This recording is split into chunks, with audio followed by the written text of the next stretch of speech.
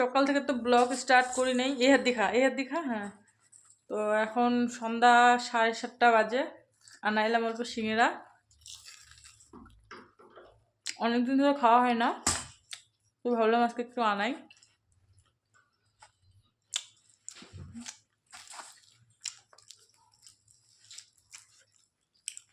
গরম গরম ভালো লাগে।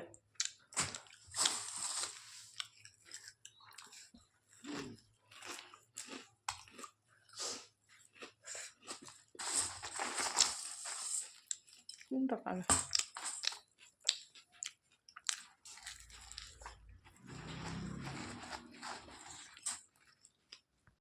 রান্না বান্না, রাতের খাওয়া দাওয়া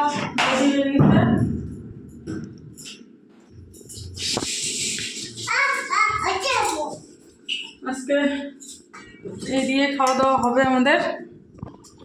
চলো নিয়ে যাই। চলো বাচ্চা মা আসো। এই যে দুপুরে সবজি আছে কিছুটা, আর কি আছে বলো তো? দাঁড়াও, চুপ করে বসো। এগুলা কি? এগুলা নোংরা কেন করছো তুমি? আরেকটা জিনিস আছে, দাঁড়াও দেখাচ্ছি।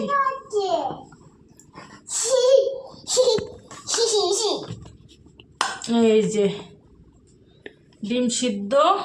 এই লবণ নাড়ে নাড়ে। এই আর একটা ডিম সিদ্ধ না, দুইটা ডিম। ভাত দেখ হবে হবে। এটা হচ্ছে টমেটো সিদ্ধ করে মাখা করলাম লঙ্কা পেঁয়াজ দিয়ে। তুই সরবি কি? ফালা ওইটা যাও।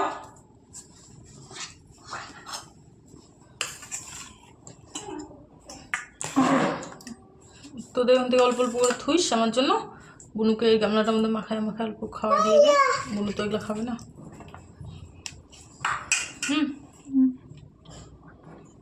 কেমন হচ্ছে টেস্টটা?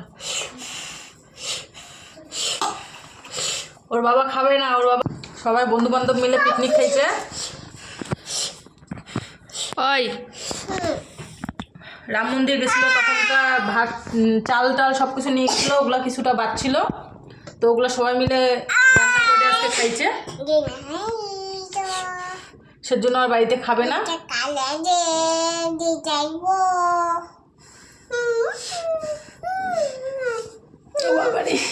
এদিকে মাম্মা, এদিকে শোনা। ইনাকে এখন খাওয়াই দিয়ে একটা ডিম সিদ্ধটা দিয়ে মাখায়। এদিকে আসো, এদিকে আসো। এই যে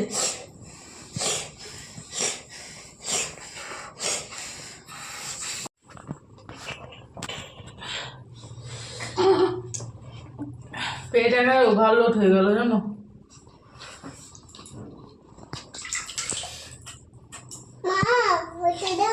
বাবারে,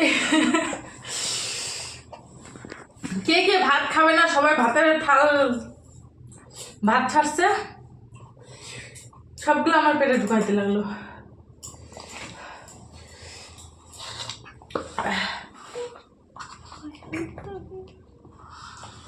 ওর বাবা তো খাবে না। এখন যদি ওগুলো ভাত না খাই, মাখামাখি ভাত, ওগুলো ভাত রাখলে নষ্ট হয়ে যাবে। ভাত হোক বা যে কোনো খাবার আমি ফালাই না, পেটে রেখে দিই। না মাম্মা, না জল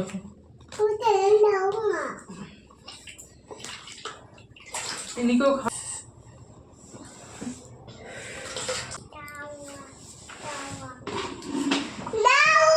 কি এখন করবো কি বলতো?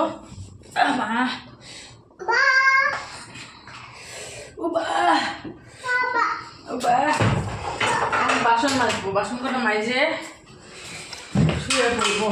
হ্যাঁ এদিকে এসো।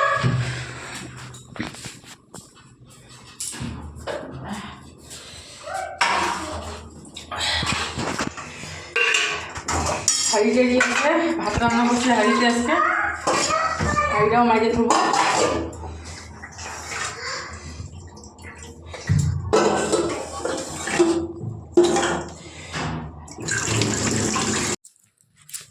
হলো বেড়ানি, বেড়ানি হলো। কয়টা বাজে এখন?